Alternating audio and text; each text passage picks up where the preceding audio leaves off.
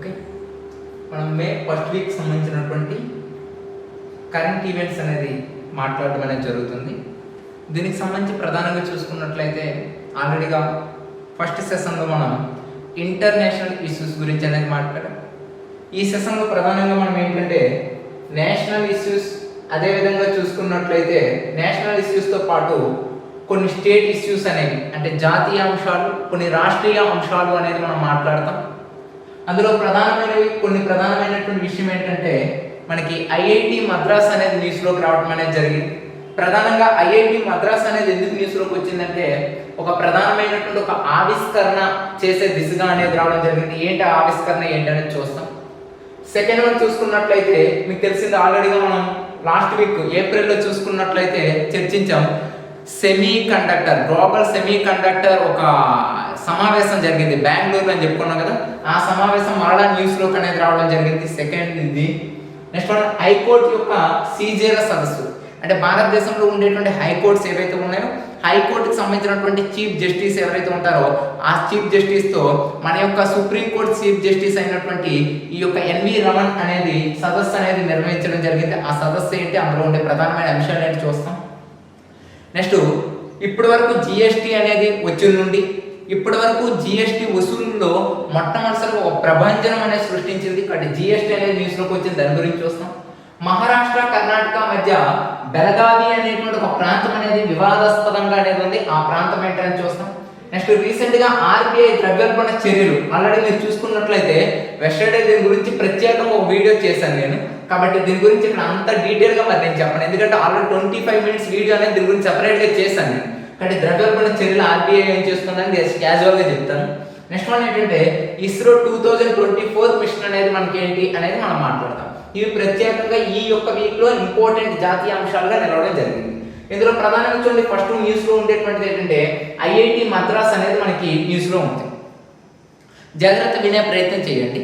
IIT Madras యాక్చువల్గా మనకి భారతదేశంలో ఉండేటువంటి అనేక రకాలైనటువంటి ఐఐటీలు ఏవైతే ఉన్నాయో అంటే ఇండియన్ ఇన్స్టిట్యూట్ టెక్నాలజీస్ అంటారు. అంటే టెక్నాలజీ పరంగా, సాంకేతిక పరంగా భారతదేశాన్ని ఒక ముందడుగులో నడిపించడం కోసం, సాంకేతిక పరిజ్ఞానాన్ని అభివృద్ధి చెందించడం కోసం భారతదేశంలో ఈ ఐఐటీలు అనేవి ఉపయోగపడుతున్నాయి. మరి అటువంటి Indian institute of technology IIT Madras అనేది ఈ వీక్లో మనకి న్యూస్లోకి రావడానికి ప్రధాన కారణం ఏంటంటే రీసెంట్గా మనకి ఏంటంటే ఈ యొక్క ఎక్కువగా కర్బన ఉద్గారాలు విడుదల చేస్తున్నటువంటి దేశాల్లో భారతదేశం కూడా ఒక దేశం. అంటే కర్బన ఉద్గారాలు ఎక్కువగా దేని నుండి, ఏ ఫ్యాక్టరీ నుండి రిలీజ్ అవుతాయంటే మనకి సిమెంట్ ఫ్యాక్టరీ నుండి. మీరు ఎప్పుడైనా చూడండి, సిమెంట్ ఫ్యాక్టరీ అనేది చూసుకుంటే దుమ్ము ధూళితో అనేది ఉండడం జరుగుతుంది. అటువంటి సిమెంట్ ఫ్యాక్టరీ నుండి రిలీజ్ అయ్యేటువంటి దుమ్ము ధూళి వల్ల ఏమవుతుంది, వాతావరణ కాలుష్యం అనేది ఏర్పడుతుంది. అటువంటి వాతావరణ కాలుష్యాన్ని నిర్మూలన చేయటం కోసం, అంటే వాతావరణ కాలుష్యాన్ని నిషేధించడం కోసం రీసెంట్గా ఐఐటి మద్రాస్ ఏం చేసిందంటే ఒక బ్యాక్టీరియా సహాయంతో బయోసిమెంట్ అనేది తయారు చేయడం అనేది జరిగింది. అంటే ఈ బయోసిమెంట్ అంటే కన్స్ట్రక్షన్ రంగంలో ఎక్కువగా సిమెంట్ అనేది ఎక్కువగా ఉంటుంది కదా, మనకి కన్స్ట్రక్షన్ రంగంలో ఎక్కువగా సిమెంట్ అనేది ఉంటుంది కదా. ఈ కన్స్ట్రక్షన్ రంగంలో వచ్చేటువంటి సిమెంట్ ఏదైతే ఉందో ఆ సిమెంట్ అంటే బయోసిమెంట్, అంటే బ్యాక్టీరియా ద్వారా బయోసిమెంట్ అనేది చేస్తున్నారు. దీనివల్ల ఏమవుతుంది, ఇప్పుడు నేను చెప్పినటువంటి కర్బన ఉద్గారాలు ఏవైతే ఉన్నాయో ఆ కర్బన ఉద్గారాలు అనేవి మనకి ఏంటంటే ఎక్కువగా విడుదల కావు. ఎప్పుడైతే ఈ కర్బన ఉద్గారాలు అనేవి ఎక్కువగా విడుదల కావో ఆటోమేటిక్గా ఏమవుతుందంటే మనకి ఈ బయోసిమెంట్ అనేది బాగా ప్రాచుర్యంలోకి వస్తుంది. అలా బ్యాక్టీరియా ద్వారా బయోసిమెంట్ అనేది తయారు చేసేటువంటి ఒక ప్రక్రియను ఎవరు రూపొందించారంటే మనకి మద్రాసు చెందినటువంటి ఐఐటి వాళ్ళు అనేది రూపొందించడం జరిగింది. మరి అలా అటువంటి బ్యాక్టీరియా నుండి బయోసిమెంట్ అనేది ఏ విధంగా రూపొందిస్తున్నారు, అసలు ఆ బ్యాక్టీరియా ఏంటి అంటే మనకి మైక్రోబియల్లీ, చూడండి మైక్రోబియల్లీ ఇండ్యూస్డ్ కాల్సైట్ ప్రెసిపిటేషన్. మైక్రోబియల్లీ అంటే అది ఒక బ్యాక్టీరియా, మనకి ఆ తయారు చేసే విధానాన్ని ఏమంటారంటే మైక్రోబియల్లీ ఇండ్యూస్డ్ కాల్సైట్ ప్రెసిపిటేషన్ అనేటువంటి ఈ విధానం ద్వారా బయోసిమెంట్ అనేది తయారు చేయడంలో, అంటే ఉద్గారాలు అనేవి రిలీజ్ చేయకుండా బయోసిమెంట్ తయారు చేయడంలో మద్రాస్ ఐఐటి అనేది మనకి న్యూస్లోకి అనేది రావడం జరిగింది. కాబట్టి ఇటీవలే బయో సిమెంట్ తయారు చేసినటువంటి ఐఐటి ఏదని సింపుల్గా అడుగుతాడు. ఏంటి ఐఐటి అంటే మనకి ఈ యొక్క మద్రాస్ ఐఐటి అని గుర్తుపెట్టుకోవాలి. ఇది మనకి ఫస్ట్ న్యూస్. ఇక రెండోది ఏంటి మనకి సెమీ కండక్టర్. సెమీ కండక్టర్ గుర్తుపెట్టుకోండి. మీరు సెమీ కండక్టర్ అనేది చూసుకున్నట్లయితే యాక్చువల్గా మీకు తెలిసిందే భారతదేశం అనేది ఈ సెమీ కండక్టర్ విషయంలో అంటే గ్లోబల్ ప్రపంచానికే భారతదేశం అనేది సెమీ కండక్టర్స్ అనేది తయారు చేసే దిశగా భారతదేశం ఏ విధంగా మార్చాలనుకుంటుంది? గ్లోబల్ సెమీ కండక్టర్ హబ్ అంటే ప్రపంచానికి అవసరమైనటువంటి ఏవైతే మనకి చిప్లు ఉంటాయో, చిప్ అంటే తెలుసు కదా, మొబైల్స్లో కానీ కంప్యూటర్స్లో కానీ వాడుతూ ఉంటారు. అటువంటి ప్రపంచానికి అవసరమైనటువంటి చిప్పులు కానీ సెమీ కండక్టర్స్ కానీ తయారు చేయడంలో భారతదేశమే ముందంజలో ఉండాలి అనేటువంటి ఒక ప్రధానమైన ఉద్దేశంతో అటువంటి చిప్పులు అనేది భారతదేశం నుండి ప్రపంచానికి ఎగుమతి అవ్వాలనేటువంటి ఒక ఉద్దేశంతో ఈ గ్లోబల్ సెమీ కండక్టర్ హబ్గా భారతదేశం తయారు చేయాలనే ఉద్దేశంతో రీసెంట్గా సెమీ కండక్టర్ సమావేశం అనేది ఎక్కడ జరిగింది అంటే మనకి కర్ణాటక స్టేట్లో ఉండేటువంటి బెంగళూరులో అనేది ఈ సమావేశం అనేది జరిగింది. మరి ఈ సమావేశంలో ప్రధానంగా ఏంటి అంటే మనకి ఈ సమావేశంలో చూసుకున్నట్లయితే ప్రధానంగా చూసుకుంటే మ్యానుఫ్యాక్చరింగ్ ఆఫ్ అంటే ఈ సెమీ కండక్టర్స్ ఏవైతే ఉన్నాయో వీటి వల్ల ఏంటి పర్యావరణానికి అనేది హాని కలగకుండా ఈ సెమీ కండక్టర్స్ అనేది తయారు చేయడమే కాకుండా ప్రపంచ దేశాలన్నింటికి కూడా ఎగుమతి చేయాలనే ఉద్దేశంతో 3 రోజులు జరిగినటువంటి ఈ సమావేశానికి స్వయంగా మన భారతదేశానికి సంబంధించినటువంటి ప్రధాని పాల్గొనడం అనేది జరిగింది. అలా ప్రధాని పాల్గొని ఏమన్నారంటే భారతదేశమే సెమీ కండక్టర్ హబ్గా అనేది ఉండాలి, దానికనేది మొట్టమొదటిసారిగా పునాది వేయడానికి ఈ సెమీ కండక్టర్ హబ్ అనేది తయారవుతుంది. దీనికోసం భారతదేశంలో ఎన్ని కోట్లు కేటాయిస్తున్నామంటే 72,000 కోట్లు అనేది కేటాయించడం అనేది జరుగుతుంది. 72,000 కోట్లతో ఒక సెమీ కండక్టర్ యొక్క ఆర్గనైజేషన్ అనేది ఏర్పాటు చేస్తుంది బెంగళూరులోని. ఈ సమావేశంలో ప్రధానంగా ఏంటంటే మాట్లాడడం అనేది జరిగింది. కాబట్టి సెమీ కండక్టర్ యొక్క సమావేశం జరిగింది కాబట్టి మళ్ళీ అది న్యూస్లోకి వచ్చింది. అంతకుతోడు దేశంలోనే మొట్టమొదటిసారి semi conductor meeting semi conductor సంబంధించినటువంటి ఒక ఇన్నోవేషన్కి ఎక్కడ పునాదులు పడ్డాయంటే బెంగళూరులో అనేది పునాదులు పడ్డాయి. కాబట్టి ఇది న్యూస్లోకి అనేది రావడం జరిగింది. మరి కాస్త స్టాక్ విషయాలు అనేది చూసుకుంటే అసలు ప్రధానంగా మీరు ఇన్ఫర్మేషనల్ టెక్నాలజీ అంటే ఐటీ అంటారు కదా, ఈ ఇన్ఫర్మేషనల్ టెక్నాలజీ సంబంధించి మొట్టమొదటిసారిగా భారతదేశంలో ఏ రాష్ట్రంలో మొట్టమొదటిసారిగా ఐటీ అనేది రంగం రావడం జరిగిందంటే బెంగళూరులో రావడం జరిగింది. మన ఆంధ్రప్రదేశ్లో ఉమ్మడి ఆంధ్రప్రదేశ్లో ఐటీ రంగానికి ప్రధానంగా ఎక్కడ రావడం జరిగిందంటే హైదరాబాద్లో రావడం జరిగింది. 1985వ సంవత్సరంలో మనకి రాజీవ్ గాంధీ ప్రధానమంత్రిగా ఉండే సమయంలో మొట్టమొదటిసారిగా ఇన్ఫర్మేషన్ టెక్నాలజీ వస్తే అటువంటి ఇన్ఫర్మేషన్ టెక్నాలజీ భారతదేశం మొట్టమొదటిసారిగా ఎక్కడ ప్రవేశపెట్టారంటే బెంగళూరులో అనేది ప్రవేశపెట్టడం జరిగింది. కాబట్టి అది మనకి న్యూస్లోకి రావడం జరిగింది. ఇక సెకండ్ వన్ మీరు అబ్జర్వేషన్ చేయండి. సెకండ్ వన్ చూసుకున్నట్లయితే రీసెంట్గా హైకోర్టు సీజర్కి సంబంధించినటువంటి ఒక సమావేశం అనేది జరిగింది. ఈ హైకోర్టు సీజర్కి సంబంధించినటువంటి ఈ సమావేశం ఏంటంటే మనకి 39th ఎడిషన్ అనేది అంటే ఇది 39వ సమావేశంగా చెప్తాం. దీన్ని 39th ఎడిషన్ 39వ సమావేశంగా చెప్తాం. ఈ 39వ సమావేశంగా అంటే ప్రతి సంవత్సరం కూడా హైకోర్టు సీజర్ సమస్య జరుగుతుంది. అయితే ప్రధానంగా ఈ యొక్క సమావేశం ప్రధాన ఉద్దేశం ఏంటంటే న్యాయ వ్యవస్థ ఏదైతే ఉంటుందో ఆ న్యాయ వ్యవస్థలో ఉండేటువంటి సమస్యలు ఏవైతే ఉంటాయో ఆ సమస్యలు అనేది పరిష్కరించేటువంటి ఉద్దేశంతో న్యాయ వ్యవస్థలో ఉండేటువంటి సమస్యలు అనేది పరిష్కరించేటువంటి ఉద్దేశంతో ప్రధానంగా ఈ యొక్క సమావేశాన్ని 39th ఎడిషన్ అనేది ప్రజలకనే 39th ఎడిషన్ అనేది ప్రధానంగా ఏంటంటే చెప్పడం జరిగింది. నెక్స్ట్ మనం చూసుకున్నట్లయితే దీంట్లో మరొక ఇంపార్టెంట్ విషయం ఏంటంటే ప్రజలకి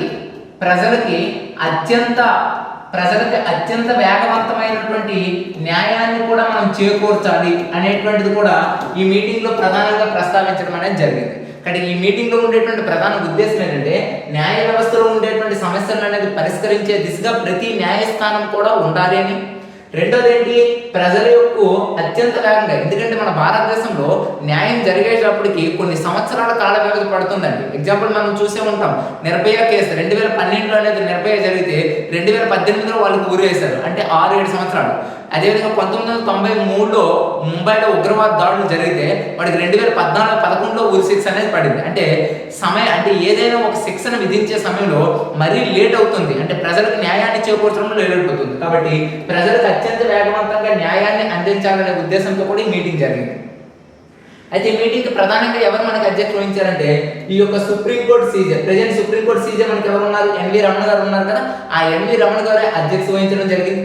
అంతేకాకుండా మీకు గతంలో చెప్పిన గుర్తుందా, ప్రజలకు అత్యంత వేగంగా న్యాయాన్ని అందించడం కోసం రీసెంట్ గా ఒక పోర్టల్ కూడా ఓపెన్ చేశారు. ఆ పోర్టల్ పేరేంటి చెప్పగలరా? చెప్పండి, ఆన్సర్ చేయండి. ఆ పోర్టల్ పేరేంటి అనేది ఫాస్టర్. ఏంటంటే ఇది మనకి ఫాస్టర్ అనేటువంటి ఒక పోర్టల్ కూడా మనకి ఏంటంటే ఈ యొక్క మొట్టమొదటిసారిగా ఎన్వి రమణ గారు తీసుకురావడం. ఇది కూడా ఏంటి, ప్రజలకు సమర్థవంతమైనటువంటి న్యాయాన్ని అందించేటువంటి ఒక పోర్టల్. అంతేకాకుండా మనకి ఏంటంటే ప్రజలకు అత్యంత వేగవంతంగా న్యాయం అందించాలంటే ఇంకా ఏం చేయాలని ఈ మీటింగ్ లో ప్రధానంగా ప్రస్తావించారు. ఇది ఎన్నోది అంటే మనకి 39 తెలిసారు. ఇంకా మీకు పాలిటీ పాయింట్ ఆఫ్ వ్యూ చూసుకున్నట్లయితే సుప్రీంకోర్టు, హైకోర్టు అనేది మనం భారతదేశ న్యాయ వ్యవస్థలో భాగంగా చదువుకుంటాం. ఈ యొక్క సుప్రీంకోర్టు అనేది చూసుకున్నట్లయితే 124 ఆర్టికల్ నుండి 147 ఆర్టికల్ వరకు అనేది చెప్తుంది. హైకోర్టు గురించి ఏంటంటే మనకి 214 ఆర్టికల్ నుండి మనకి 237 ఆర్టికల్ వరకు అనేది హైకోర్టుకు సంబంధించినటువంటి ఆర్టికల్స్ అనేవి ఉంటాయి. భారతదేశానికి ఒక 3వ నేత్రంగా పనిచేసేది ఏంటంటే న్యాయ వ్యవస్థ. ఎందుకంటే ఏ గవర్నమెంట్ బాడీ సిస్టమ్, మీరు ఏ దేశంలో కానీ ఏ గవర్నమెంట్ బాడీ సిస్టమ్లో తీసుకుంటే ప్రధానంగా 3 రకాలైనటువంటి బాడీ సిస్టమ్ ఉంటుంది. ఒకటి ఏంటి, legislative body, 2 executive body, third one ఏంటంటే judicial body. The first body అంటే ఏదైతే లెజిస్లేటివ్ బాడీ ఏదైతే ఉందో ఈ లెజిస్లేటివ్ బాడీ ఏం చేస్తుంది, రిటర్న్ ఆఫ్ ద యాక్ట్స్ అంటే ప్రజలకు కావాల్సినటువంటి చట్టాలను అనేది తయారు చేస్తుంది. ఇంప్లిమెంటేషన్ ఆఫ్ ద యాక్ట్ ఇదేం చేస్తుంది, ఎగ్జిక్యూటివ్ బాడీ అనేది చేస్తుంది, అంటే ఆ చట్టాలను ఇంప్లిమెంటేషన్ చేస్తుంది. దట్ ఈస్ ద రాసిన చట్టాలు ఇంప్లిమెంటేషన్ చట్టాలు రైట్ ఆర్ రాంగ్ అనేది చూసేటువంటి 3వ నేత్రం ఏంటంటే జ్యుడిషియల్ బాడీ. మరి అటువంటి జ్యుడిషియల్ బాడీ ఎంత పటిష్టంగా ఉంటే ప్రజలకు అనేది అంత నమ్మకంగా అనేది ఉండడం అనేది జరుగుతుంది. కానీ దానికి సంబంధించి ప్రజల యొక్క సమస్యలు, న్యాయ వ్యవస్థలో ఉండే సమస్యలు అనేది పరిష్కరించడం కోసమే 39th ఎడిషన్ మీటింగ్ అనేది జరిగిందని గుర్తుపెట్టుకోవాలి. ఓకేనా, రైట్. నెక్స్ట్ థర్డ్ ఇష్యూ ఏంటంటే మనకి థర్డ్ ఇష్యూ ఏంటంటే జిఎస్టీకి సంబంధించినటువంటి ప్రధానమైనటువంటిది అనేది న్యూస్ లోకి వచ్చింది. మరి జిఎస్టీ ఎందుకు ప్రధానంగా న్యూస్ లోకి వచ్చిందంటే మునుపెన్నడూ లేని విధంగా 1.68 లక్షల కోట్లు వసూలు అనేది చేస్తుంది జిఎస్టీ వసూలు అనేది. మీకు అర్థం కాదు, నేను చెప్తాను అర్థమయ్యే విధంగా. జిఎస్టీ వసూలు అంటే జిఎస్టీ మనకి వచ్చిన సంవత్సరం నుండి, అంటే ఇప్పటి వరకు జిఎస్టీ 2015-16 సంవత్సరాలు మనకు వచ్చేది కదా, అప్పటి నుండి మీరు చూసుకున్నట్లయితే టోటల్గా అంటే 2017వ సంవత్సరం నుండి చూసుకుంటే 2022వ సంవత్సరం వరకు మునిపెన్నడూ లేని విధంగా ఆర్థిక సంవత్సరంలో ఎక్కువగా జిఎస్టీ ద్వారా గవర్నమెంట్కి అనేది ఇన్కమ్ అనేది వచ్చింది. ఎంత ఇన్కమ్ వచ్చిందంట, 1.68 లక్షల కోట్లు ఇన్కమ్ అనేది గవర్నమెంట్కి వచ్చింది. ఇప్పటి వరకు జిఎస్టీ చరిత్రలో ఇంత ఇన్కమ్ అనేది భారతదేశంలో రాలేదు. కానీ ఇంత ఇన్కమ్ అనేది వస్తూ మొట్టమొదటిసారిగా 2022-23 ఆర్థిక సంవత్సరానికి సంబంధించి, అంటే 2022-23 ఆర్థిక సంవత్సరానికి సంబంధించి మొదటి త్రైమాసిక అంటే ఏంటి, మొదటి 3 నెలల్లో ఇంత ఇన్కమ్ అనేది వచ్చే దేశంగా ఏ దేశం కూడా మనకు లేదు. కాబట్టి ఏ దేశం అంటే ఏ యొక్క ఇప్పటి వరకు అంటే జరిగినటువంటి సంవత్సరాల్లో ఏ యొక్క సంవత్సరంలో కూడా ఇంత ఇన్కమ్ రాలేదు. మొట్టమొదటిసారి ఏంటంటే 1.68 లక్షల కోట్లు అనేది ఇన్కమ్ వస్తూ జిఎస్టీ అత్యధికంగా వసూలు చేయడం అనేది జరిగింది. అయితే ఇక్కడ అబ్జర్వేషన్ చేయండి, అసలు జిఎస్టీ గురించి భారతదేశంలో ఏ రాజ్యాంగ సవరణ చట్టం ద్వారా తెచ్చారు? యాక్చువల్లీ జిఎస్టీ మనకు మొదటి నుండి ఉండేదా? లేదు. మొదటిసారిగా జిఎస్టీ తెచ్చినటువంటి దేశం ఏది మనకి? ఫ్రాన్స్ దేశం అనేది మొట్టమొదటిసారిగా 1954 సంవత్సరంలో. ప్రపంచంలోనే మొట్టమొదటిసారిగా జిఎస్టీ ఏ దేశంలో వచ్చిందంటే ఫ్రాన్స్ దేశంలో వచ్చింది. ఎప్పుడంటే 1954. కానీ ఇక్కడ ఒకటి గుర్తుపెట్టుకోండి, ఇటువంటి క్వశ్చన్ అడిగితే ఎవరైనా ఆన్సర్ చేస్తారు. ఇప్పుడు నేను అడిగే క్వశ్చన్ని మీరు అనేది చేసుకోండి. భారతదేశం, ఇండియా అనేది చూసుకుంటే ఏ దేశం యొక్క జిఎస్టీ మోడల్ని ఫాలో అవుతుంది అని అడుగుతున్నా. ఈ క్వశ్చన్కి అనేది ఆన్సర్ చేయండి. యాక్చువల్గా ప్రపంచంలో మొట్టమొదటిసారిగా ఏ దేశంలో జిఎస్టీ వచ్చిందంటే ఫ్రాన్స్ దేశంలో. భారతదేశం జిఎస్టీ అనేది తెచ్చిందంటే ఎలా తెచ్చిందని ప్రాసెస్ అందరికీ తెలుస్తుంది. కానీ ఈ క్వశ్చన్ అబ్జర్వ్ చేయండి, ఇండియా అనేది జిఎస్టీ అనేది ఇంప్లిమెంటేషన్ చేస్తుంది. ఇప్పుడు ఇండియా అనేది ఈ జిఎస్టీ ఇంప్లిమెంటేషన్ చేసేటప్పుడు ఏ దేశం యొక్క మోడల్ అనేది ఇంప్లిమెంటేషన్ చేస్తుందంటే గుర్తుపెట్టుకోండి, కెనడా దేశం యొక్క మోడల్ ఏదైతే ఉందో కెనడా దేశం యొక్క మోడల్ అనేది ఇండియా అనేది ఫాలో అవుతుంది. అంటే జిఎస్టీ మోడల్లో అంటే జిఎస్టీ భారతదేశంలో ఉండే జిఎస్టీ ఏ దేశం జిఎస్టీ మోడల్ అంటే కెనడా దేశం జిఎస్టీ మోడల్ అని గుర్తుపెట్టుకోవాలి. మరి జిఎస్టీ అంటే ఏంటి అంటే జిఎస్టీ రాకముందు భారతదేశంలో అనేక రకాలైనటువంటి పరోక్ష పన్నులనే ఉండేది, ఇండైరెక్ట్ ట్యాక్సెస్ ఎన్నో ఉండేది. ఒక వ్యక్తి కొనాలని అంటే వినియోగదారుడికి భారం అయ్యేది, అదేవిధంగా షాప్ కీపర్కి కూడా భారం అయ్యేది. ఇప్పుడు జిఎస్టీ రావడం వల్ల ఓన్లీ వన్ ట్యాక్స్. అయితే భారతదేశంలో ప్రజెంట్ ఎన్ని జిఎస్టీ స్లాబ్స్ అనేవి ఉన్నాయి? 0%, అదేవిధంగా చూసుకున్నట్లయితే 2.5, 3%, 5%, 18%, 28%. ఇవన్నీ కూడా ఏంటంటే భారతదేశంలో జిఎస్టీ స్లాబ్స్ అనేవి ఉండేటువంటి జిఎస్టీ స్లాబ్స్. మనకి ఏదైనా జిఎస్టీ కౌన్సిల్ మీటింగ్లు జరిగేటప్పుడు జిఎస్టీ స్లాబ్ రేట్స్ అనేది మారాయి అనుకోండి, అప్పుడు మనకు అడుగుతాడు రీసెంట్గా జిఎస్టీ ఎందుకు వార్తల్లోకి వచ్చిందంటే మనకి ఈ యొక్క సందర్భం. జిఎస్టీ భారతదేశంలోకి ఏ రాజ్యాంగ సవరణ చట్టం ద్వారా వచ్చిందంటే 101 కాన్స్టిట్యూషనల్ అమెండ్మెంట్ ద్వారా రావడం అనేది జరిగిందని గుర్తుపెట్టుకోరు. జిఎస్టీ గురించి చెప్పేటువంటి ఆర్టికల్ ఏదంటే 279A ఆర్టికల్ అనేది జిఎస్టీ గురించి అనేది చెప్తుంది. ఈ 279A ఆర్టికల్ పెట్టడానికి ఏ రాజ్యాంగ సవరణ చేసుకున్నామంటే 101 కాన్స్టిట్యూషనల్ అమెండ్మెంట్ అనేది తీసుకోవడం జరిగింది. ఇంకా జిఎస్టీ గురించి మీకు economical point of view link చేసుకుంటే దీని గురించి ప్రత్యేకంగా ఒక 1 or 2 hours అనేది మనం మాట్లాడుతూ ఉంటాం. కాబట్టి ఇది జిఎస్టీకి సంబంధించిన ప్రధానమైన అంశాలు. ఇక నెక్స్ట్ వన్ ఏంటంటే మనకి జిఎస్టీ తర్వాత మహారాష్ట్రకి కర్ణాటకకి మధ్య బెలగావి అనేటువంటి ప్రాంతం అనేది వివాదాస్పదంగా అనేది ఉంది. అంటే ప్రధానంగా మీరు ఇక్కడ ఇండియా అనేది చూసుకున్నట్లయితే భారతదేశంలో ఈ యొక్క ఇక్కడ ఉండేటువంటి మహారాష్ట్ర అనేటువంటి ప్రాంతం ఏదైతే ఉంటుందో ఇది మనకి మహారాష్ట్ర అయితే ఇది మనకి ప్రధానంగా ఏంటంటే గుజరాత్ అనేటువంటి ప్రాంతం అనేది ఉంటుంది. మనకి ఈ గుజరాత్ అనేటువంటి ప్రాంతం, మహారాష్ట్ర అనేటువంటి ప్రాంతం ఉంటుంది. ఇక్కడ చూసుకున్నట్లయితే మీకేంటి కర్ణాటక అనేటువంటి ప్రాంతం అనేది ఇలా ఉంటుంది. ఇప్పుడు మనకి ప్రధానంగా న్యూస్ లోకి వచ్చినటువంటి రాష్ట్రాలు ఏంటంటే మహారాష్ట్ర అనేటువంటి ఒక రాష్ట్రం, కర్ణాటక అనేటువంటి ఒక రాష్ట్రం అనేది న్యూస్ లోకి వచ్చాయి. ఎందుకు న్యూస్ లోకి వచ్చాయంటే యాక్చువల్గా ఇక్కడ మనకి ఏంటంటే బెలగావి అనే ప్రాంతం అనేది ఈ ప్రాంతంలో ఉంటుంది. బెలగావి అనే ప్రాంతం, బెలగావి అంటే చరిత్రలో దీనికి ఒక ఇంపార్టెన్స్ ఉంది. ఏంటో తెలుసా? చరిత్రలో ఇంపార్టెన్స్ ఏంటంటే గాంధీజీ అంటే మనకి ప్రతి సంవత్సరం కూడా ఇండియన్ నేషనల్ కాంగ్రెస్ మీటింగ్స్ అనేవి జరుగుతూ ఉంటాయి కదా. అలా 1924లో ఇండియన్ నేషనల్ కాంగ్రెస్ మీటింగ్ అనేది ఈ బెలగావి అనే ప్రాంతంలోనే జరిగింది. అంతేకాకుండా ఈ సమావేశానికి ఎవరు అధ్యక్షత వహించారంటే మన భారత జాతిపిత అయినటువంటి గాంధీజీ అనేది అధ్యక్షత వహించడం అనేది జరిగింది. కాబట్టి బెలగావి ఐఎన్సీ మీటింగ్ కి ఇంపార్టెన్స్ ఏంటంటే గాంధీజీ హాజరైనటువంటి ఐఎన్సీ మీటింగ్ ఏదంటే బెలగావి మీటింగ్. మరి చరిత్రలో ఎంత ఇంపార్టెంట్ అయినటువంటి ఈ ప్రాంతం ఈ రోజు ఎందుకు న్యూస్ లోకి వచ్చింది, ఎందుకు వచ్చిందో చెప్తాను చూడండి. యాక్చువల్గా మే 1వ తేదీ, మే 1 అయితే ఎవరికి అంటే మనకి ఈ మే 1 అనేది ఎవరికి ఇంపార్టెంట్ డే అంటే మనకి మహారాష్ట్రకు అనేది ఇంపార్టెంట్ డేగా అనేది ఉండడం జరుగుతుంది. అంటే మహారాష్ట్ర యొక్క అవతరణ దినం అనకూడదు, దినం ఏంటి బాగోదు కదా, అవతరణ రోజు అంటే బాగుంటుంది. కాబట్టి మహారాష్ట్ర యొక్క అవతరణ రోజు ఏంటంటే మే 1. ఇప్పుడు మనకి నవంబర్ 1 అనేది మన ఆంధ్రప్రదేశ్ కదా, తెలంగాణకి జూన్ 2 కదా, అలా ప్రతి రాష్ట్రానికి ఒక అవతరణ రోజు అనేది ఉంటుంది కదా. అలా మనకి ఏంటంటే మహారాష్ట్రకి అనేది మే 1 అనేది అవతరణ అయిన రోజు. ఈ అవతరణ రోజున మహారాష్ట్ర యొక్క డిప్యూటీ సీఎం అంటే ఉప ముఖ్యమంత్రి అయినటువంటి అజిత్ పవార్, ఎవరు మనకి అజిత్ పవార్, మహారాష్ట్ర ఉప ముఖ్యమంత్రి ఎవరంటే మనకి అజిత్ పవార్. ఆయన ఏమన్నాడంటే ఈ బెలగావి అనే ప్రాంతం ఏదైతే ఉంటుందో ఈ బెలగావి ప్రాంతంలో ఉండేటువంటి మరాఠా మాట్లాడేటువంటి ప్రజలకి మా సపోర్ట్ అనేది ఎప్పుడూ కూడా ఉంటుంది. ఎవరి సపోర్ట్ అంట? వీళ్ళ యొక్క సపోర్ట్ అనేది ఎప్పుడూ కూడా ఉంటుంది. ఎవరి సపోర్ట్? మహారాష్ట్ర యొక్క సపోర్ట్ అనేది ఎప్పుడూ ఉంటుందని అజిత్ పవార్ అనేది మాట్లాడడం అనేది జరిగింది. అంటే దీని యొక్క ఇంటర్నల్ అర్థం ఏంటి?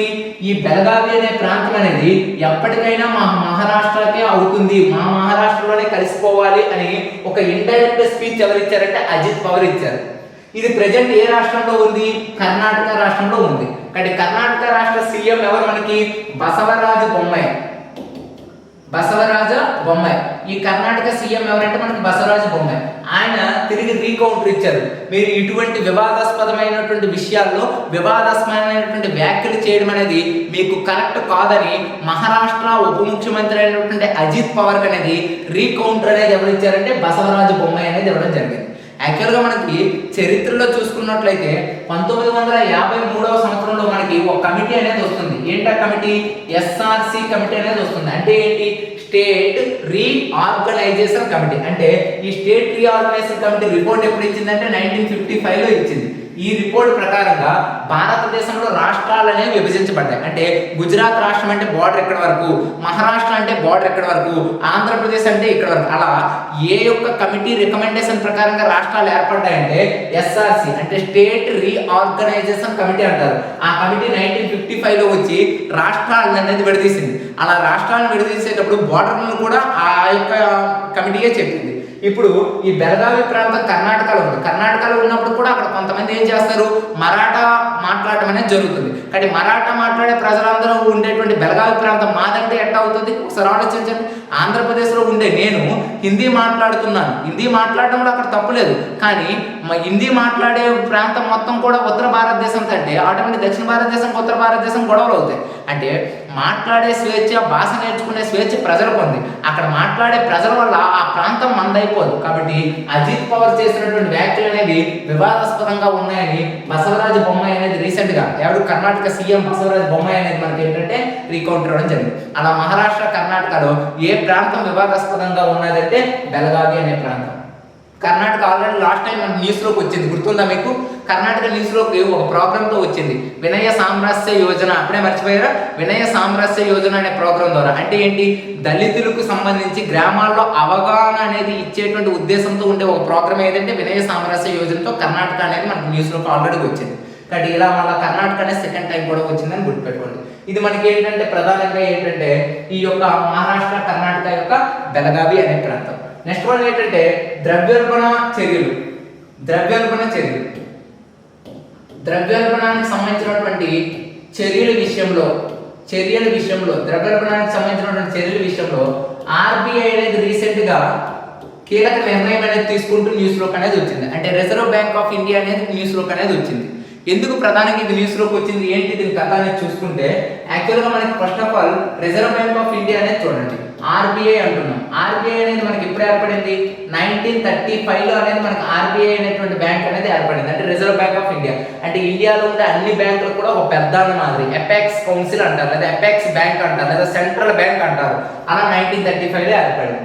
అయితే ఈ యొక్క 1935లో ఆర్బీఐ యొక్క ప్రధానమైన విధి ఏంటంటే భారతదేశంలో ఏవైనా ధరలు అనేవి పెరిగిపోతే, ధరలు పెరగడం ఏమంటాం, ద్రవ్యోల్బణం అంటాం కదా, అటువంటి ద్రవ్యోల్బణాన్ని తగ్గించి ద్రవ్యోల్బణాన్ని కంట్రోల్ చేయడము, అదేవిధంగా ఏంటి మనీ పంపింగ్ అంటే దేశంలో ప్రజలకు అనేది మనీ అనేది లేకపోతే మనీని పంపింగ్ చేసేటువంటి ప్రధానమైనటువంటి బాధ్యత కూడా ఎవరికి ఉంటుందంటే రిజర్వ్ బ్యాంక్ ఆఫ్ ఇండియాకి అనేది ఉంటుంది. అంటే ఏంటంటే ద్రవ్యోల్బణాన్ని కంట్రోల్ చేయడం, ప్రజలకు కావాల్సినటువంటి మనీని పంప్ చేయడం అనేది దేని యొక్క ప్రధాన విధి అంటే ఆర్బీఐ యొక్క ప్రధాన విధి.